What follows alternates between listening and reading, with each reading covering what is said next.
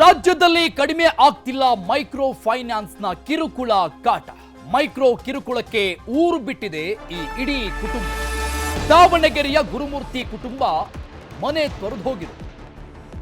ದಾವಣಗೆರೆ ಮೂಲದ ಗುರುಮೂರ್ತಿ ಅನ್ನೋರ ಕುಟುಂಬ ಮನೆ ಬಿಟ್ಟು ಹೋಗಿದ್ದಾರೆ ಮೈಕ್ರೋ ಫೈನಾನ್ಸ್ನ ಕಿರುಕುಳಕ್ಕೆ.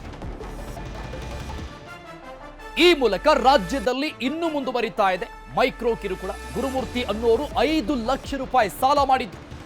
ಮನೆ ಮೇಲೆ 5 ಲಕ್ಷ ಸಾಲ ಪಡೆದುಕೊಂಡಿದ್ರು ಗುರುಮೂರ್ತಿ ಅನ್ನೋರು. ಸಾಲ ತೆಗೆದುಕೊಂಡು 4 ಕಂತುಗಳನ್ನ ಬ್ಯಾಂಕ್ಗೆ ಕಟ್ಟಿದ್ರು.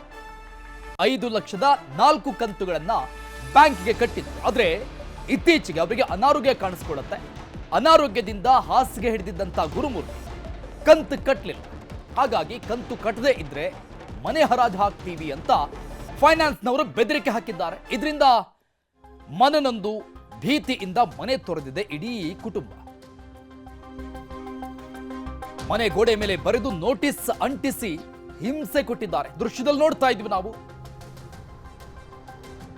ಮನೆ ಮುಂಭಾಗದಲ್ಲಿ ಯಾವ ರೀತಿಯಾಗಿ ದೊಡ್ಡ ಅಕ್ಷರಗಳಲ್ಲಿ ಬರೆದಿದ್ದಾರೆ ಅಂತ. ಸಹಜವಾಗಿ ಇದನ್ನು ಮಾಡ್ತಾರೆ ಫೈನಾನ್ಸ್ನವರು. ಈ ಸ್ವತ್ತು ನಮ್ಮದು, ಫೈನಾನ್ಸ್ನ ಹೆಸರುಗಳನ್ನ ಅಲ್ಲಿ ನಮೂದು ಮಾಡಿ ಬರೆದು ಒಂದು ರೀತಿ ಮರ್ಯಾದೆ ತೆಗೆಯೋದು ಇಡೀ ಊರಲ್ಲಿ. ಇಲ್ಲೂ ಕೂಡ ಆಗಿದ್ದದೆ. ಈ ಸಂಬಂಧಪಟ್ಟಂಗೆ ಇನ್ನಷ್ಟು ಡೀಟೇಲ್ಸ್ ಕೊಡ್ತಾರೆ ನಮ್ಮ ಪ್ರತಿನಿಧಿ ಸಂಜಯ್, ದೂರವಾಣಿ ಸಂಪರ್ಕದಲ್ಲಿದ್ದಾರೆ. ಸಂಜಯ್, ಮೈಕ್ರೋ ಫೈನಾನ್ಸ್ ಕಿರುಕುಳ ಕಾಟ ಯಥಾ ಪ್ರಕಾರವಾಗಿ ಮುಂದುವರಿತಾ ಇದೆ. ಯಾವುದೇ ರೀತಿಯಾದಂತಹ ಕಡಿವಾಣ ಇಲ್ಲ.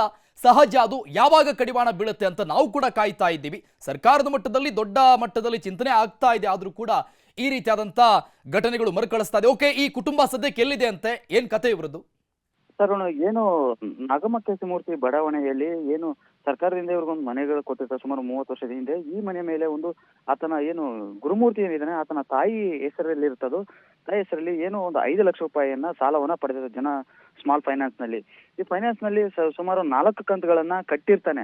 ಆದ್ರೆ ಎಲ್ಲೋ ಒಂದ್ ಕಡೆ ಕೆಲ್ಸಕ್ಕೆ ಹೋದಂತ ಸಂದರ್ಭದಲ್ಲಿ ಅವನ ಆರೋಗ್ಯಕ್ಕೆ ಸಮಸ್ಯೆ ಆಗಿರುತ್ತೆ. ಹಾಗಾಗಿ ಇನ್ನು ಕಂತುಗಳನ್ನ ಕಟ್ಟೋಕ್ ಆಗಿರೋದಿಲ್ಲ. ಕಟ್ತೀನಿ, ನನಗೆ ಸಮಯ ಕೊಡಿ ಅಂತ ಹೇಳ್ತಾರೆ. ಆರೋಗ್ಯದಲ್ಲಿ ಹುಷಾರಾದ ನಂತರ ಕಟ್ತೀನಿ ಅಂತ ಹೇಳ್ತಾನೆ. ಆದ್ರೆ ಇವ್ರು ಯಾವುದಕ್ಕೂ ಸಮಯ ಕೊಡದಲೆ ಏನು ಮನೆಗೆ ಒಂದು ನೋಟಿಸ್ ಅಂಟಿಸಿ ಈ ಸ್ವತ್ತು ನಮ್ಮ ಜನ ಸ್ಮಾಲ್ ಬ್ಯಾಂಕಿಗೆ ಸೇರಿದ್ದು ಅಂತ ಹೇಳಿ ಮನೆ ಗೋಡೆ ಮೇಲೆ ಬರೆದು ಬಂದಿರ್ತಾರೆ. ಹಾಗಾಗಿ ಸಾಕಷ್ಟು ಆತ ಮನನೊಂದು ಏನು ಅಕ್ಕಪಕ್ಕ ಜನರ ಕಡೆ ಮರ್ಯಾದೆ ಪ್ರಶ್ನೆ ಅಂತ ಹೇಳಿ ಆತ ಈಗ ತನ್ನ ಪತ್ನಿ ಹಾಗೂ ತಾಯಿಯನ್ನು ಕರ್ಕೊಂಡು ಈಗ ಊರನ್ನು ಬಿಟ್ಟು ಹೋಗಿದ್ದಾನೆ. ಸದ್ಯ ಈಗ ನಮಗೂ ಕರೆ ಮಾಡಿದಂತ ಸಂದರ್ಭದಲ್ಲಿ ಆತ ಹೇಳೋದೊಂದೇ, ನಾನು ಹುಷಾರಾದ ನಂತರ ಅವರ ಸಾಲವನ್ನ ತೀರಿಸ್ತೀನಿ, ಆದ್ರೆ ನನಗೆ ಸ್ವಲ್ಪ ಕಾಲಾವಕಾಶ ಬೇಕು.